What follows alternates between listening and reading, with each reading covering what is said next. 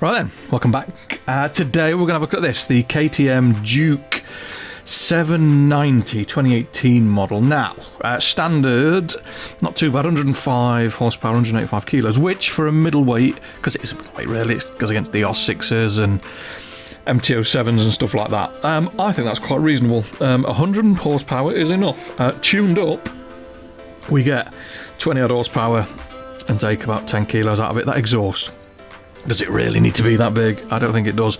They're quite respectable figures. That is way better than most sports bikes, 750cc and below for a long time. And it's got big wide cow horn bars. The centre of gravity is high and it'll probably go around corners like you'd not believe. Racers wise, we're going to do the events from this, the Euro League Nakeds on the track. So 3 races: Woodlands, Cadwell, Brands Hatch Indy, and then Alton Fosters. We're not going to do those events because they're restricted to 12 riders and they're a bit poo. So we're going to replicate those events with 20 riders, because 20 riders on little circuits is just what you need. First up was Cadwell Woodlands. We had to reset the bike to a 2.8 graduated gear and aggressive calibration and soft tyres all round, and there were quite a few offs. If you've had a look at the Cadwell race, you'll know at the end of that there is a little montage of me making an absolute mess of it. Some were stupid, some were just me outbreaking everybody, including myself, and causing carnage. When we finally when we finally managed to get away clean, it was all about the start, and we went from 0 to second rather quickly, and then it was a case of trying to hunt down, I think it was Z-Thou, I'm not sure what vintage it was, a little bit wide on the run up to the mountain, and that allowed a CB1000 up the inside of us, a big wheelie for the camera, and it took a little while before we had a clash with a CB1000, bit of hip and shoulder, but hey, rubbing is racing, said someone once upon a time, and I'm clinging to it with both hands. But by the end of that one, we've cooked the front tyre. Look how close this is as well, this barrier. Oh, it does not get much closer than that without headbutting it and falling off. We'd cooked the front tyre, pretty much established second place was going to be where we were going to finish. I thought we were going to get the Kawasaki into the hairpin on the last lap, but managed to hold it. But then they're on the defensive. We've got a lovely run through the chicane up towards a mountain, a bit sideways on the jump, a bit on the grass, and then dirty, just a little bit dirty. I mean, I could have just let it be, but I didn't want to, and I've not played the game for a while, and I just thought, no, we're going up the inside. And that, ladies and gentlemen, boys and girls, table cheers and draws, along with a cooked front tyre, was that. So we know we've got to add something to the setup because we're just cooking the tyre, which we'll do on the time attack. Pace-wise, the 40.609 that we did in the race would have put us 15th-ish. So that's what we set the target as, 15th. Now, some tracks you're going to make a massive difference, some tracks you're not. The first thing we did is we took 1 off the preload on the front, 2 to spring hardness, 2 to comp, 1 to rebound. That's all the front, and we left it. I ended up running a hard tyre, and we did a lot of laps. So hard front, soft rear, because the front was just getting cooked. 40.1 was my best, 40.0 was the theoretical best time, and the bike was just so much better. It was a little bit understeery that first race. I mean, I outbraked myself there, so there's a good couple of tenths there. But now it wanted to turn in, it wanted to hold the line, it wanted to change direction, because it didn't feel like it wanted to do any of those things, which we'll talk about when we get to the pros and cons. And no, I haven't left it to the end because I want everyone to watch the video. If you want to see the pros and cons in the setup, go to the last minute of the video, because that's where it is. I just wanted to take you on a journey and say, look, this is where we started, this is what we did to the tyre, these are the changes we made, and this is where we ended up, and this is why. But yeah, loads better. We did a 40.1, what did we do? 40.164, yeah. Which, when we went back to the leaderboards, I'm already 4th. It's nice to see the worker bees have been busy. It would have put us 9th, 40.164, which, again, batting against some serious stuff up to 799. It's only a 715. Excuse me, I can't get rid of this cough. So I think it's batting well above its average, and it's fairly handy. Next up, Brands Indy. Again, utter carnage. There were quite a few crashes, some off the start, some not off the start, but it would appear that the launch is key to a good race, especially in a short track. 20 riders around Brands Indy. Cluttered. Dodgy, outside of Druids, not the place to be. Never touched him, ref. If you look at the replays, there was no contact whatsoever. I think he dived. But halfway around lap 1, we're up to 3rd, and then we try and out-drag an FZR 750R or SP. I like them colours, Shellsuit colours. Pink, purple, pink, blue, purpley / white. Yeah, nice colours. Into Paddock Bend against another 790 Duke. He had a little go back, but that was it. But look at the front tyre. Now we are running softs again. Now you think I'd learned my lesson doing a time attack and having to run a hard tyre, but obviously not. I don't mind a yellow tyre. I don't mind a yellowy orange front tyre. Like orange to red is difficult because it starts to slide and you lose grip.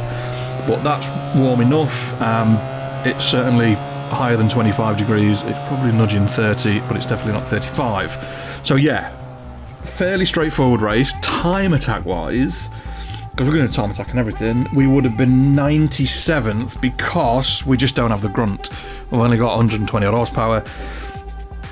We're fighting against full fat 600cc bikes, 750s, I mean 675 F3s. I mean, we would have ended up 96, 97th-ish on a 45.779. So I didn't really want to make any changes. The bike was okay. There's some nasty bumps at Brands as well. So we did another load of laps. I think I did another 16, 17 laps. And we ended up with a 45.012.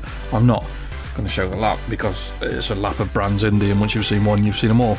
We're 6th on the R6, but the 45.0 would have put us 42nd. Now, I had a quick run up and down, and I couldn't see another KTM 790, so I'll take the gold medal for the top KTM 790, although there's 1290 below it, but hey ho. Last but not least, Alton Park Fosters, one of my favourite tracks. Again, utter carnage. This will come out the day after this video, the Alton race. Loads of crashes, just to the point where I was like, I need to turn this off and start again because it's just winding me up to the max. Good launch, into 4th, down the hill, down through, what is that called, Cascades? I don't know what it's called. Yeah, it's Cascades. I thought we were on the full track. I was very, very committed to going full left there, and it took a last minute decision and managed to get up the inside of that CB1000. But yeah, the bike wouldn't quite settle. It wouldn't put the power down quite as I wanted. Now, it's perfectly usable, but if you look at the rear tyre, it's a little bit cold, which says we're either not engaging the rear tyre properly, or we've got too much energy going to the front, but we've got the front maxed out. And on the race for this, we used a medium soft. So, slightly bigger track. It's still front endy, very front endy, but by the end of the race, the temperatures moved about a little bit. So, my thoughts were,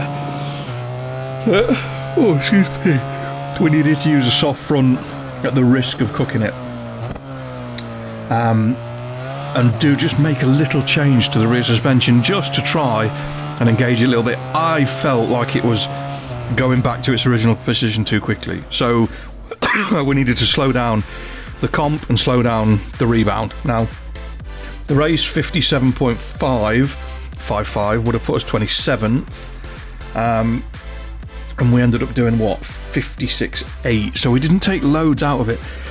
Alton Foster is one of them weird tracks where you can have a really, really good race time because it's big enough to get a draft, whereas the other tracks weren't really that big. So again, we did plenty of laps, 12, 56.8, there's a 56.5 in there somewhere. I could not put it together. I genuinely could not string that lap together. Now, halfway through doing this set of laps, I went in and I was like, I need to change the rear. So I took one off the rebound, one off the comp, and one off the spring hardness for the rear. Why?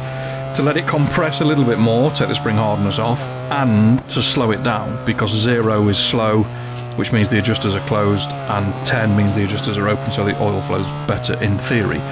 But the bike, oh, what a difference. You would not think that 3 clicks would make a massive amount of difference. Yes, we ran a hard front tyre, so there's a little bit more support, but we couldn't get the medium, we couldn't get the medium tyre in the race warm. So now we're on a hard front tyre. We've softened the rear off, so more energy should be going backwards, but it's one of those weird situations where moving the energy backwards has actually made the bike more rideable, and now we can engage the front fully and we're engaging the rear. Look at the drive out of this. Look at the drive out of Lodge. Straight on the gas, no sideways movement, just gone. That little twitch, that little sideways movement, which we just couldn't control, gone completely. Like I said, we did a 56.857. We didn't jump up many places because we didn't take a lot of time out of it. Went from 27th on race time to 20th in the time attack. Again, top 790. I scrolled all the way down to 101st to find the next 790, unless my eyes deceived me. And there you go. Setup wise, there she is. I started off on 8 and 10 and ended up there. Electronics wise, anti-wheelie 1, engine braking 2 and 3, no traction needed. Front medium soft, rear soft. I did use a hard for one time attack. I grant you that. I did use a hard, but again, it just needed it. Pros, it's quick for a middleweight naked. It is a middleweight, it's nothing more. Naughty lean angles, high bike, high pegs, high centre of gravity. It looks a bit mad, this origami kind of thing they've got going on. Cons, it struggles for rear tyre heat massively. You've got to get that weight transfer and the balance, the energy balance right. It doesn't like to be hustled. Don't go throwing it across curbs. It will not like it. It's got a high centre of gravity, it'll fire you off, and it feels heavy. It's a 177 kilo bike on slicks. It should not feel heavy.